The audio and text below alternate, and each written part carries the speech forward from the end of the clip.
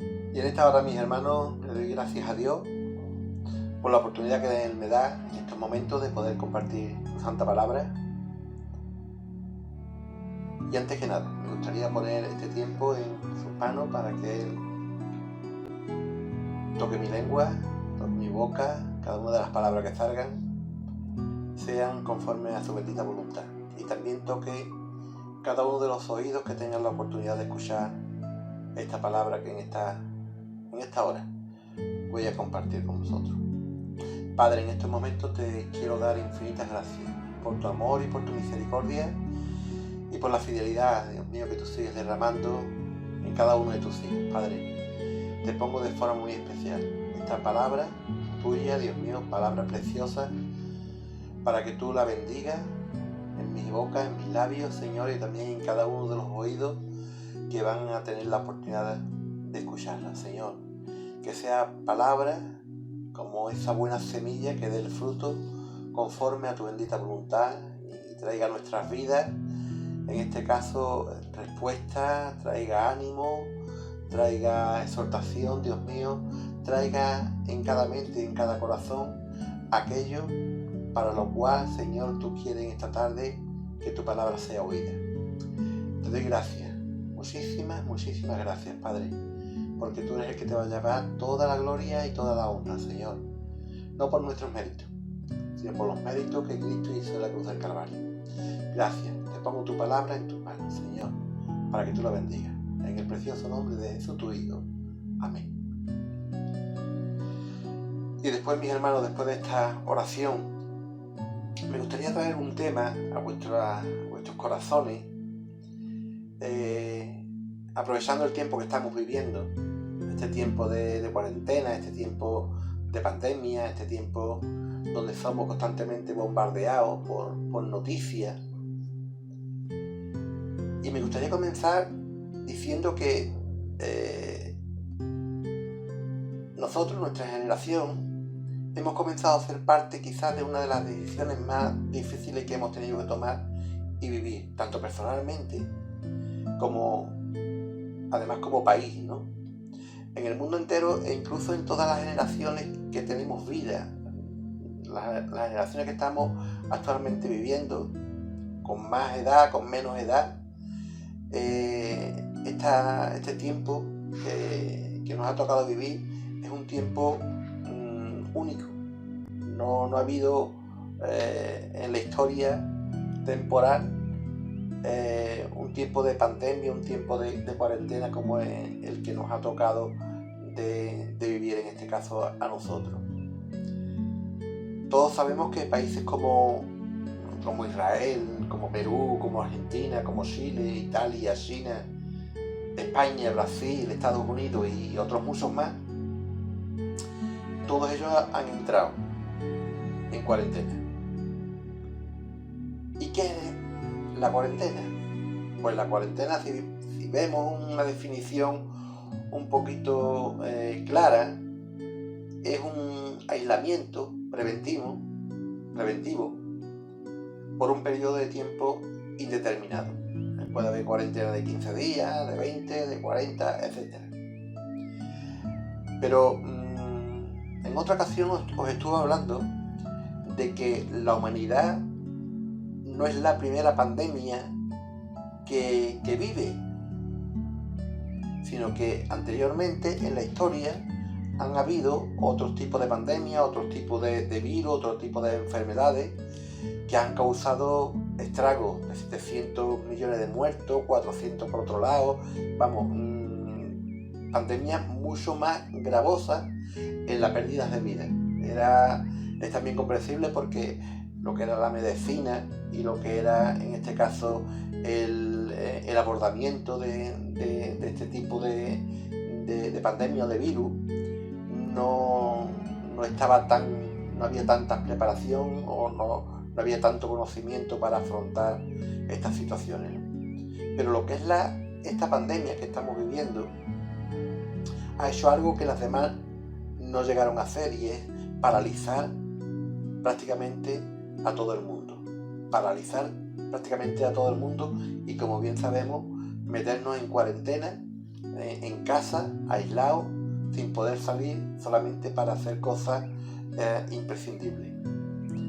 En todo este tiempo de la historia, cuando estudiamos y vivimos, podemos ver que anteriormente, como os he dicho, tanto en el siglo XIII como en el siglo XIV, e incluso un poquito más actual, como en 1918, que también tuvimos la famosa gripe española, que esta gripe terminó, fijaros, con casi la población actual que tenemos en España, con 41 millones de personas. La Biblia registra hechos como estos. Una persona que adquiría lepra debía de ser aislada. Era también una forma de cuarentena. Y vemos, por ejemplo, en el Levítico, capítulo 13, versículo 4, que dice así, dice: pero si la mancha lustrosa es blanca en la piel de su cuerpo y no parece ser más profunda que la piel, y el pelo en ella no se ha vuelto blanco, entonces el sacerdote aislará por 7 días al que tiene la infección. Vemos aquí un caso bíblico, de lo que estaba establecido cuando una persona, en este caso, adquiría un virus o una enfermedad, como era en este caso la lepra. Pero en esta hora me gustaría hablaros especialmente de darle un enfoque a todo esto que estamos viviendo. Si tuviéramos que ponerle un título a esta predicación, me gustaría ponerle: define tú el propósito. No define tu propósito, no. Define tú el propósito.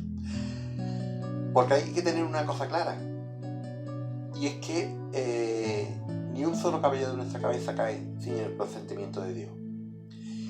Y Dios, cuando permite algo, cuando algo ocurre, tanto a nivel personal, nacional o incluso en la historia, todo, repito, tiene un propósito. Y es importante que aquellos que vivimos el acontecimiento, aquellos que sufrimos también el acontecimiento, seamos capaces de sacar el propósito que Dios tiene con esto. Me gustaría leer un texto que se encuentra en Hechos, capítulo 26, versículo del 16 al 18. Dice: pero levántate. Me gustaría, mis hermanos, que pusieran mucha atención en esto que te voy a leer. Pero levántate y ponte sobre tus pies, porque para esto he aparecido a ti, para ponerte por ministro y testigo de cosas que has visto y de aquellas en que me apareceré a ti, librándote de tu pueblo y de los gentiles a quienes ahora te envío, para que abran sus ojos, para que se conviertan de las tinieblas a la luz y de la potestad de Satanás a Dios, para que reciban por la fe que es en mí perdón de pecado y herencia entre los santificados. Define tú el propósito. Hay algo que nos llama, y a mí me llamaba muchísimo la atención, y es que era asombroso ver en las noticias como en la capital anunciaron un toque de queda pedagógico de solo 3 días, y la gente, cuando escucharon este toque de queda, salió en carretera para las afueras de la ciudad. Ellos intentaban irse a otros municipios en cantidades, y yo me preguntaba, bueno, ¿y por qué? ¿Por qué se van de la capital hacia otros lugares? Quizás quienes salieron pensaban que era una oportunidad para no quedar cobijados por las medidas, o que en los lugares apartados y rurales habría menos control de toda esta pandemia, o también, el deseo de estar cerca de otros familiares. a quienes en meses le hubiese llegado el virus y van a estar, en este caso, aislados de seres queridos y preferían pasar todo este tiempo de cuarentena junto a ellos a estar en otro lugar. Yo realmente no lo sé, pero lo que es evidente es que la mayoría de los seres humanos tenemos muchísimos problemas con el estar en quietud, con el estar a solas y mucho aún con los límites. Cuando nos intentan de encasillar o de meter en un lugar, no de forma voluntaria, sino de forma forzosa. Los seres humanos, repito, tenemos bastante problemas para aceptar ese tipo de situaciones. Fijaros, mis hermanos, si habláramos de cuarentena y habláramos de tiempo de aislamiento, me gustaría haceros algunas referencias. Todo esto para intentar, no sé, de abrir una ventana distinta para que podamos ver las cosas quizás un poquito distintas y diferentes.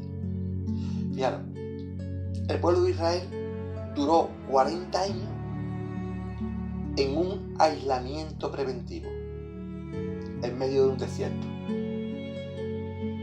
Lo que para este pueblo pudo haber tardado 3 meses, duró 40 años. ¿Cuál fue el propósito de Dios para que eso ocurriera?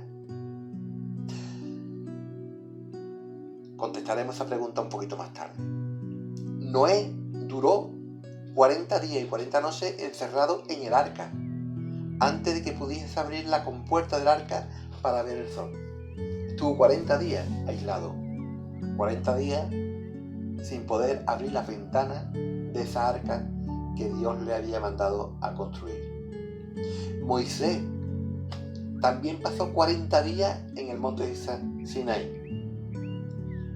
totalmente aislado, apartado, pero con un propósito. El propósito de Moisés es que él iba a ser la herramienta utilizada por Dios para liberar a su pueblo de la esclavitud. Moisés también tuvo una de las mayores experiencias sobrenaturales con Dios en el Sinaí, en ese tiempo, y es que Dios mismo le habló y en ese momento escribió las tablas que le fueron entregadas, como todos conocemos, que fueron los 10 mandamientos. El profeta Elías también pasó, mi hermano, 40 días en el desierto, en ayuno. ¿Cuál fue el propósito? El propósito de esos 40 días de Elías era para encontrarse con Dios. Y no hablemos de los 40, hablemos de un día, o de medio día, o de una noche, lo que duró el pueblo de Israel aislado en casa, esperando que pasase el ángel de la muerte enviado para el juicio sobre todos los primogénitos de Egipto.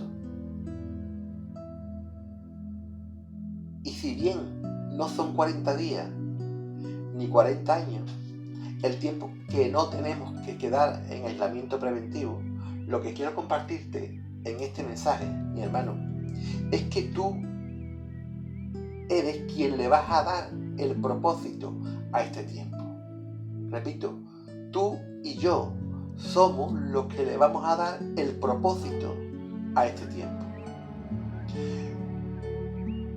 Todos estos eventos y muchos más que están registrados y que podemos ver perfectamente en la Biblia tienen un factor común o un común denominador: el propósito.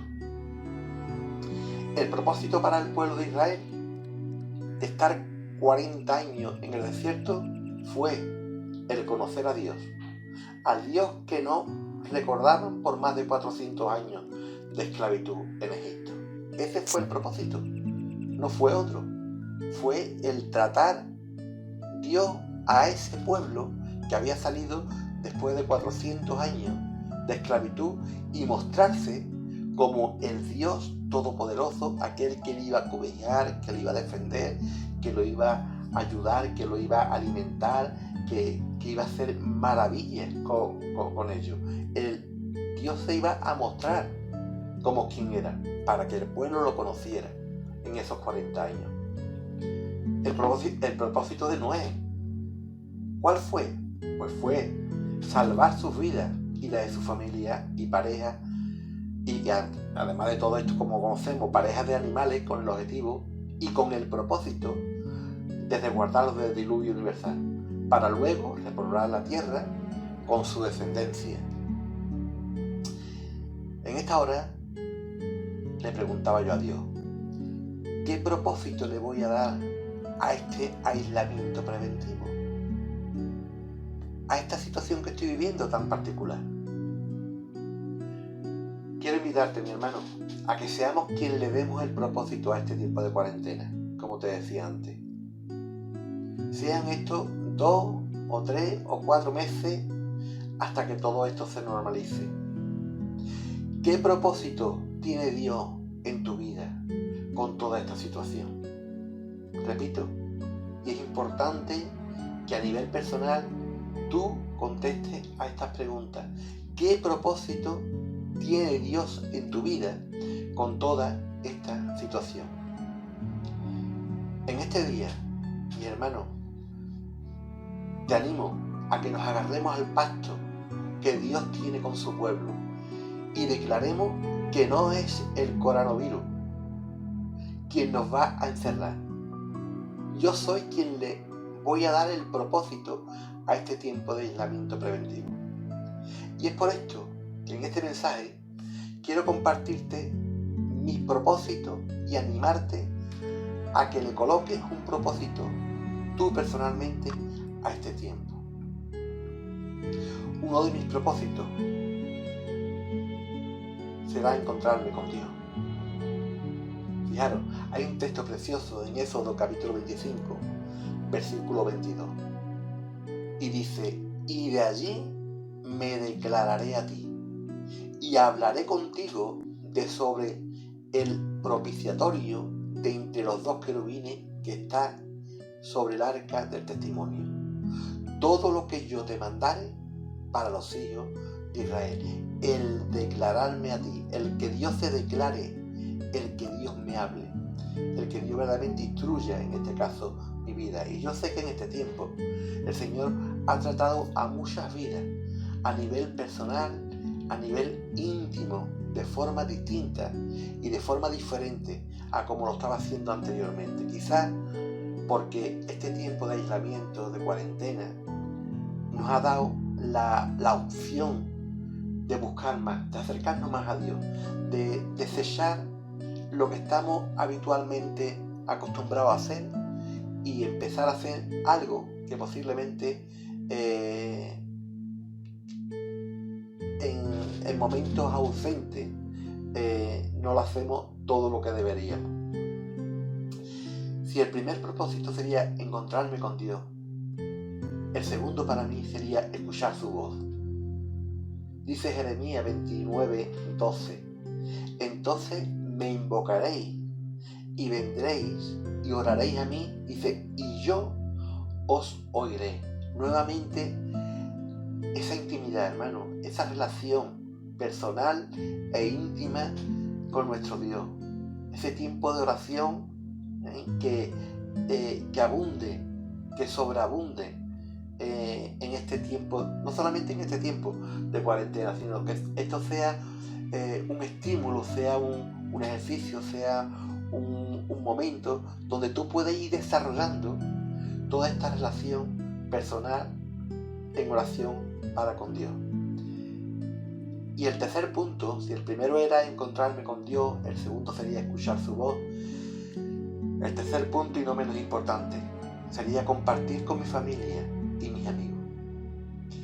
Dice en 1 Corintios, capítulo 1, versículo 10, dice, os ruego, pues, hermanos, por el nombre de nuestro Señor Jesucristo, que habléis todo una misma cosa, y que no haya entre vosotros divisiones, sino que estéis perfectamente unidos en una misma mente y en un mismo parecer.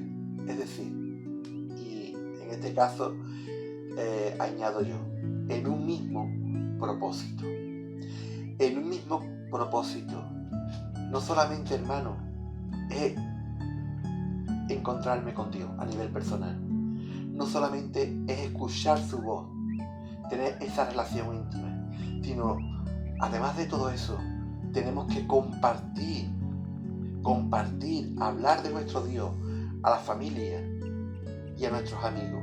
Aprovechar este tiempo de cuarentena, este tiempo de aislamiento, este tiempo especial que posiblemente Dios nos está regalando para no quedarnos callados, sino para que nuestras bocas sean en este caso altavoces que proclamen que hay un Dios vivo, un Dios bueno, un Dios maravilloso, un Dios que está esperando con los brazos abiertos a todo aquel que se quiera arrimar para darle esperanza, para quitarle la incertidumbre, para darle amor, para restablecer su vida.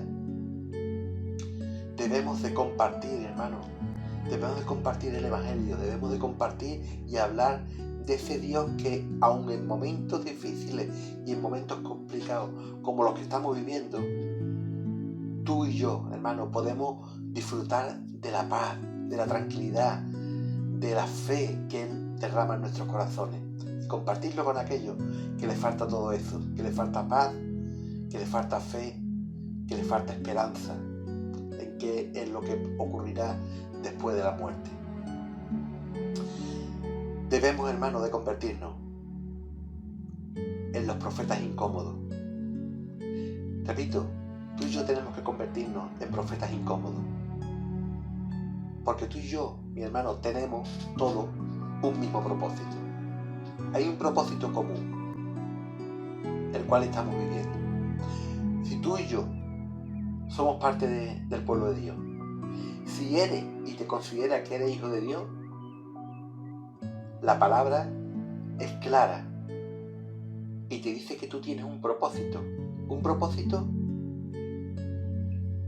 para llevar a cabo. Y llevar a cabo en todo momento de tu vida, pero especialmente en este momento que estamos viviendo.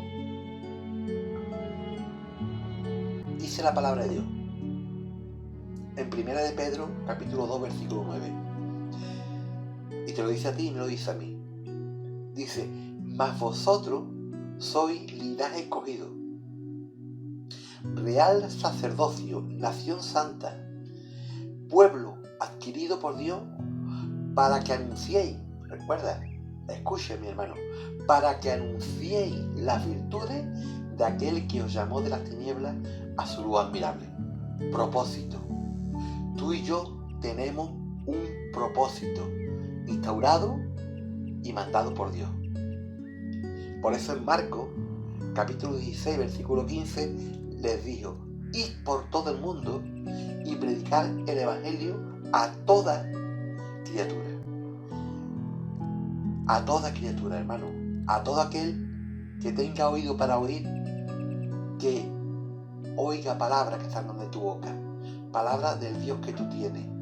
Del Dios que verdaderamente un día cambió tu lamento en baile. Aquel Dios que te ha dado alegría. Aquel Dios que te ha dado el convencimiento de que cuando partas de aquí, sabes perfectamente dónde vas a ir a vivir. A veces, mi hermano, cuando tú hablas con hermanos, y yo hablo con hermanos, no sé si a ti te ocurre, pero a mí a veces me ocurre, y uno le dice lo necesario que es estar siempre preparado para presentar defensa de la verdad, y lo necesario que es hablar de Jesucristo en estos tiempos. Hay veces que uno los ve como si hubieran tirado la toalla y te llegan a decir, es que no hacen caso. No te mortifiques anunciando la verdad, la gente no quiere escuchar. Si lo haces, solamente estás perdiendo el tiempo. Pero el mensajero de Dios tiene que tener claro cuál es su propósito, cuál es su misión en este mundo. Dios no te ha llamado a ti para que estés callado. Te ha llamado porque tiene un propósito con tu vida y tiene un propósito con mi vida. Especialmente un propósito común, que es que anunciemos el Evangelio a diestra y a siniestra, al que quiere oír y al que no. Cuando intentamos de hablar de parte de Dios, sin importar importarle que la gente oiga o no, pero que tenemos que tener claro una cosa, hermano, como aquellos que conocemos y practicamos y vivimos a veces en el campo. Cuando sembramos, hay semillas que sembramos, hay semillas que germinan, pero hay otras semillas que, aun siendo igual, no germinan, no dan fruto, no dan flor. Pero mi misión no es aislar una semilla de otra. Mi misión es sembrar. Yo he sembrado distintas semillas de flores para plantarlas allí en mi campo. Y hay muchas semillas que han germinado. Y ya la he plantado, la plantita que ya la he plantado en los arriates. Pero otras viniendo en el mismo paquete, con las mismas condiciones, sin ningún tipo de diferencia, no han germinado. Yo he hecho lo que tenía que hacer: preparar la tierra, humedecer la tierra, sembrarla, regarla, cuidarla. ¿Por qué no han germinado? Una y otra, sin embargo, sí. Pues no lo sé, no tengo explicación para eso. Pero las que han germinado, la he puesto en el lugar para la cual yo las sembré. Y las que no han germinado, pues se han quedado, en este caso, en tierra. El mandamiento, hermano, es proclamar a todo, repito, a toda criatura, la palabra de Dios, el Evangelio.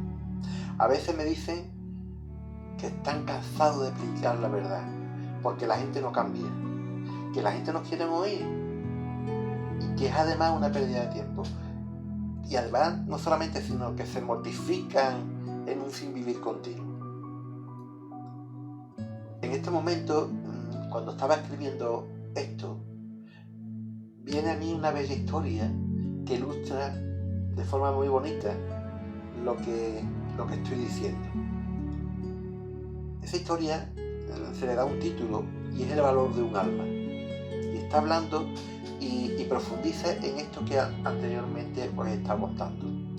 Y dice, es un hecho real, no es un ficticio, sino que es un hecho real. Dice que mientras que un anciano caminaba por la playa, al amanecer, vio a un joven unos pasos más adelante. Y este joven dice que iba recogiendo de la arena estrellas de mar, que luego las arrojaba al mar, así una tras otra y una tras otra. Al llegar el anciano hasta el joven, le preguntó al joven, ¿por qué hacía esto? La respuesta fue: las estrellas del mar extraviadas en la arena morirían si las dejas allí hasta que el sol caliente la playa. Pero hay muchos kilómetros de playa y hay allí miles de estrellas de mar, le dijo el anciano. ¿Habrá alguna diferencia después de ese esfuerzo tuyo? El joven miró la estrella de mar que tenía en la mano, la lanzó al mar y le respondió al anciano: para esta estrella sí hay diferencia. Así, mis hermanos, debemos de ser nosotros los creyentes. Tenemos que hacer la labor de salvar almas, aunque parezca que no hay diferencia. Le dijo: id por todo el mundo y predicar el Evangelio a toda criatura. Marcos 16:15. Tenemos que aprovechar este tiempo, hermano, con ese propósito común que todos tenemos, y es de predicar la palabra, de compartir lo bueno que es nuestro Dios. La Escritura, cuando leemos, vemos a pregoneros tanto en el Antiguo como en el Nuevo Testamento. Pero hay un calificativo que le ponen, por ejemplo, a Noé, que le decían que era el pregonero de justicia. En 2 de Pedro, capítulo 2, versículo 5, dice: y si no perdonó al mundo antiguo, sino que guardó a Noé, pregonero de justicia, con otras 7 personas, trayendo el diluvio sobre el mundo de los impíos. Se dice que Noé predicó por 120 años, sin muchas conversiones, solo su esposa, hijo y nuera. Solo ellos fueron salvos de toda la humanidad. Si predicáramos solo si la gente escuchara, entonces Noé no fue muy exitoso, que digamos. En 120 años se convirtieron 7 personas de su familia. Pero fijaros, mis hermanos, dice en 1 de Pedro capítulo 3, versículo 20, que los que en otro tiempo desobedecieron, cuando una vez esperaban la paciencia de Dios en los días de Noé, mientras se preparaba el arca, en la cual pocas personas, es decir, 8, fueron salvadas por agua. 8 personas se convirtieron, 8 personas fueron salvas. Cuando vemos los profetas del Antiguo Testamento, ellos tenían una labor ardua y vituperada. Vituperada muy a menudo. Y muy a menudo también, hermanos, eran menospreciados y maltratados, porque sus mensajes eran a menudo incisivos y dañaban, herían. Pero herían porque ponían el dedo en la llaga, para aquellos que no querían andar por la senda que Dios marcaba. Por ejemplo, tenemos a Micaías, el profeta incómodo. Era un profeta incómodo, que no se ajustaba a los mensajes halagadores de la mayoría de los profetas de la época. Cuando, por ejemplo, leemos, y no lo voy a leer porque es muy largo, pero os animo, en este caso, a que lo hagáis, porque es una lectura preciosa. En Primera de Reyes, capítulo 22, versículos del 1 al 28, y vemos como hay un conjunto de profetas que animan ahí a la batalla, y él, en este caso, se desmarca de esa decisión cuando el rey le pregunta, y dice todo lo contrario.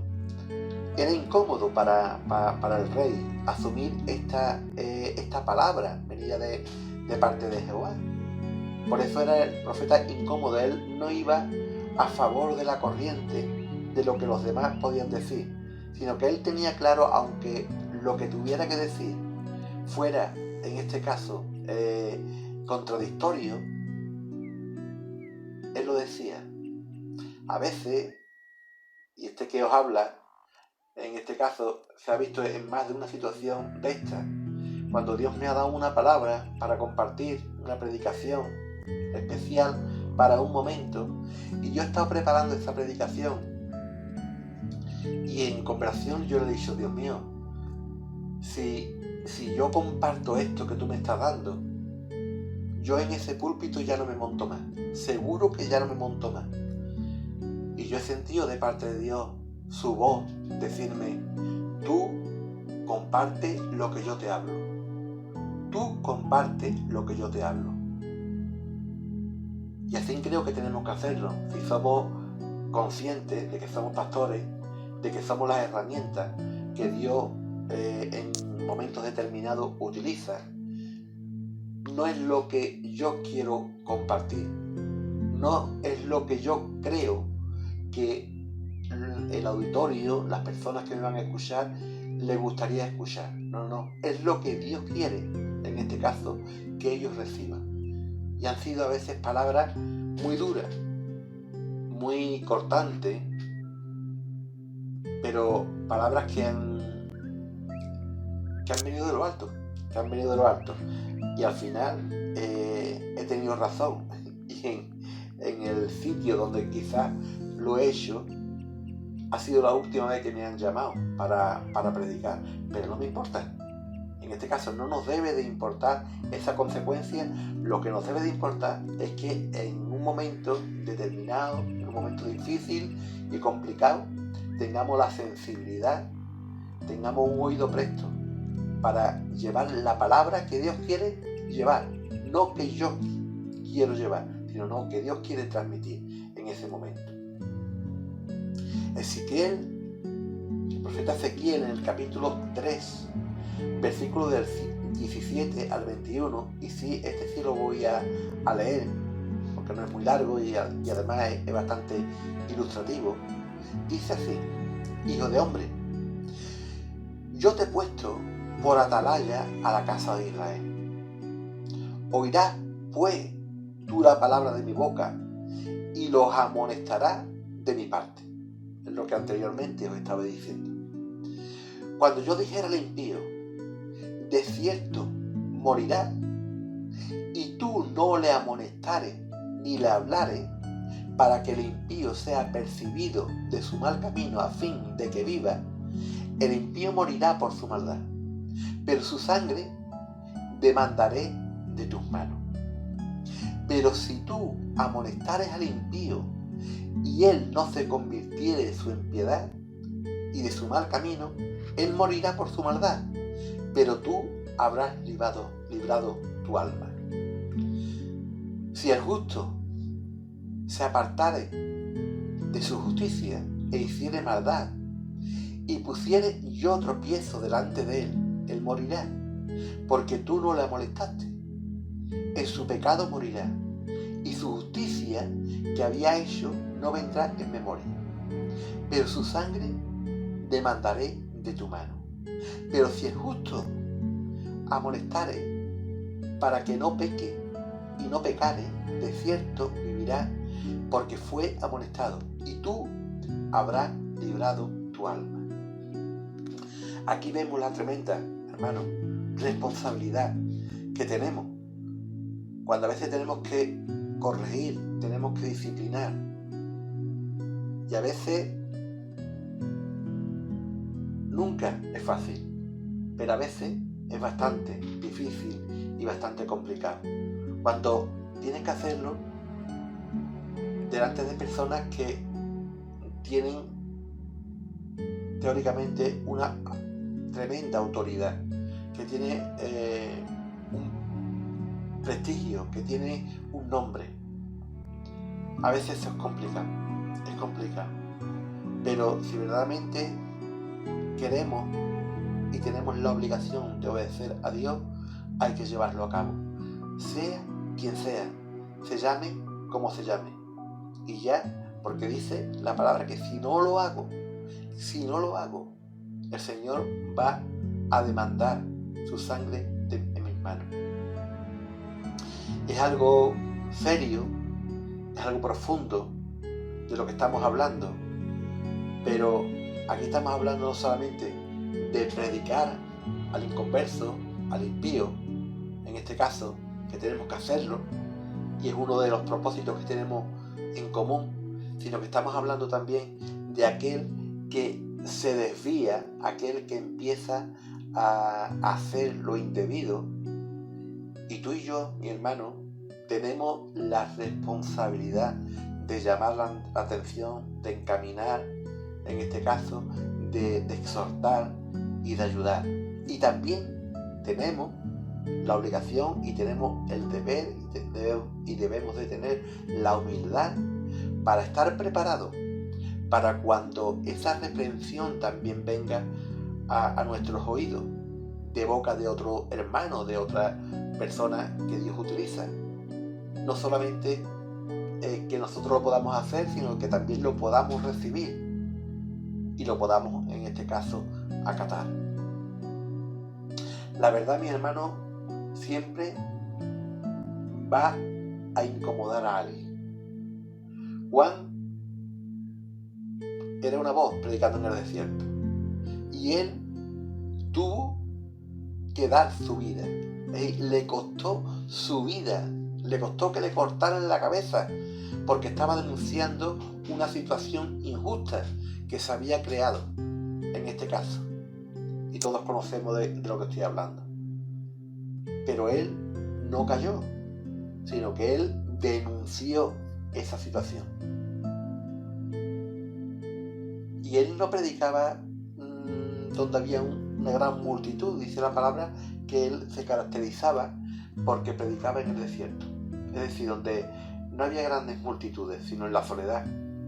Él predicaba la palabra del Señor y estaba lleno de sinsabores, pero es nuestro Creador quien nos alienta cuando parece que la labor que estamos realizando es una labor, no sé, ardua y estéril. Elías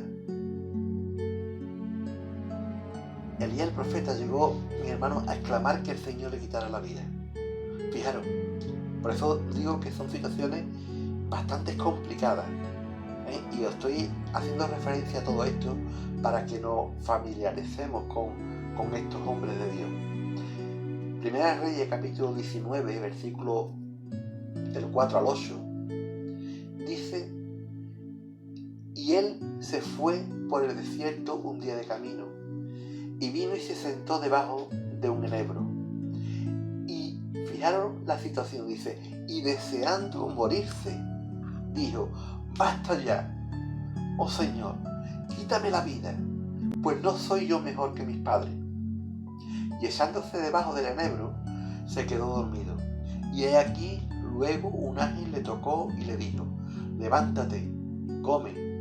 Entonces dice la palabra que él miró, y he aquí a su cabecera una torta cocida sobre las aguas y una vasija de agua. Y comió y bebió y volvió a dormirse. Y volvió el ángel de Jehová la segunda vez, lo tocó diciendo: levántate y come, porque largo camino te resta. Y se levantó pues y comió y bebió, y fortalecido con aquella comida, caminó, fijaros mi hermano, caminó 40 días y 40 noches hasta Oreb, hasta el monte de Dios. El Altísimo, tu Dios y el mío, mis hermanos, sin embargo, fortaleció también a Elías y los reanimó para que llegara hasta el monte de Dios, hasta el monte Oreb.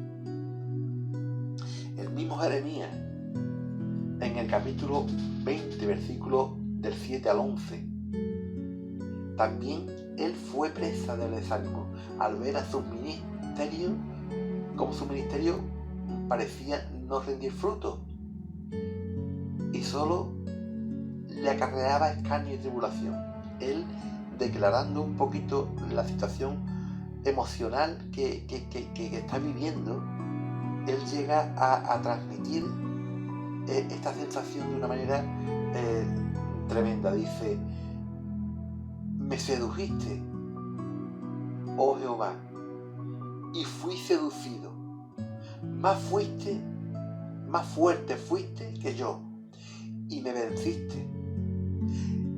Y fíjate, dice: cada día he sido escarnecido, cada cual se burla de mí, porque cuantas veces hablo, doy voces, grito, violencia y destrucción. Porque la palabra de Jehová me ha sido para afrenta y escarnio cada día.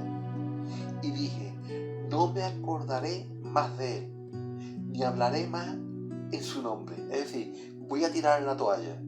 No obstante, qué bueno, hermano, de que aunque podamos llegar a esa situación emocional, podamos declarar lo que declaró Jeremías de una manera tan contundente. Él decía: había en mi corazón como un fuego ardiente, metido en mi hueso. Traté de sufrirlo, pero no pude, porque oí la murmuración de muchos, temor de todas partes. Denunciémosle. Todos mis amigos miraban si claudicaría. Quizás se engañará, decían, y prevaleceremos contra él, y tomaremos de él nuestra venganza. Mas, decía Jeremías, Jehová está conmigo como poderoso gigante. Por tanto, los que me persiguen tropezarán, y no prevalecerán. Serán avergonzados en gran manera, porque no prosperarán y tendrán perpetua confusión, que jamás será olvidada. Qué bueno y qué manera más clara de declarar, de confesar la situación emocional y espiritual que él estaba viviendo. Pero qué bonito es cuando dice: haré en mi corazón como un fuego ardiente metido en mi hueso. Traté de sufrirlo, pero no pude. Porque él estaba convencido, mi hermano, de que Jehová estaba con él, como poderoso gigante. Como tú y yo, debemos de estar convencidos sin ningún tipo de duda que el Señor siempre, en todo momento, está con nosotros. Y eso nos tiene que incitar, nos tiene que motivar, nos tiene que animar, nos tiene que forzar a veces a predicar su palabra, a tiempo y a destiempo, en todo momento. Y en este momento que estamos viviendo, hermano, aún muchísimo más. Marcos, y voy terminando, capítulo 4, versículo 9, va a decir: el que tiene oído para oír, oiga. El que tiene oído para oír, oiga. Todo aquel que en este momento haya podido escuchar este audio, esta predicación que el Señor me ha dado la oportunidad de compartir, me gustaría que la recapacitara en su mente y en su corazón como esa semilla caída en buena tierra, y que esa semilla sea regada para que en su tiempo esa semilla dé el fruto. Hermano, no hay la más mínima duda que la tarea que tenemos es ardua. No hay tiempo para el desánimo. Hermano, las almas se pierden, y tú y yo, mi hermano, mi hermana, en este tiempo que nos ha tocado vivir, debemos de tener muy claro el propósito en nuestras vidas. Y el propósito, como he dicho, en esta hora es predicar su palabra. En este tiempo que nos ha tocado vivir, debemos, como decíamos, encontrarnos con Dios. Debemos de escuchar su voz en ese tiempo de oración, en ese tiempo de intimidad. Y también tenemos, como no, que compartir con nuestra familia, y tenemos que compartir con nuestros amigos. Y como hemos visto en todo el proceso y en todos estos testimonios, que todo lo que ocurre, Dios tiene un propósito con ello. Tú y yo debemos de tener ese propósito claro. Y hay un texto que leíamos: si tú te consideras que eres del pueblo de Dios, que eres hijo de Dios, tú y yo, mi hermano, somos un linaje escogido, un real sacerdocio, una nación santa, y somos un pueblo adquirido por Dios. Es decir, Dios te ha adquirido, te ha comprado con su sangre derramada en la cruz del Calvario, pero no te ha comprado para que estés mudo, sino te ha comprado, hermano, para que anuncies las virtudes de aquel que te llamó de las tinieblas a su luz admirable, con problemas, con dificultades, con situaciones difíciles, con carencias, en la situación que esté, que ninguna situación que llegue a tu vida te haga estar mudo, sino que por tu boca, en todo momento, mi hermano y mi hermana, salga esa palabra de Dios, ese evangelio sencillo, ese evangelio que a veces hiere y daña, pero con la intención de llevar el beneficio a la persona que lo escucha. Espero que el Señor en este tiempo, en esta hora, haya bendecido tu vida, haya hablado a tu mente y a lo más profundo de tu corazón, y esta palabra te sirva como impulso y como estímulo y como ayuda para seguir adelante haciendo, recuerda, lo que a Dios le agrada: predicar el evangelio a toda criatura, a toda persona que se cruce en tu camino, al que oiga y al que no, al que te acepte y al que se ría. Mientras pueda, mi hermano, mi hermana, predica la palabra de Dios. Que el Señor te bendiga, que el Señor te dé fuerza, te dé ánimo, te dé estímulo y te ayude a seguir hacia adelante.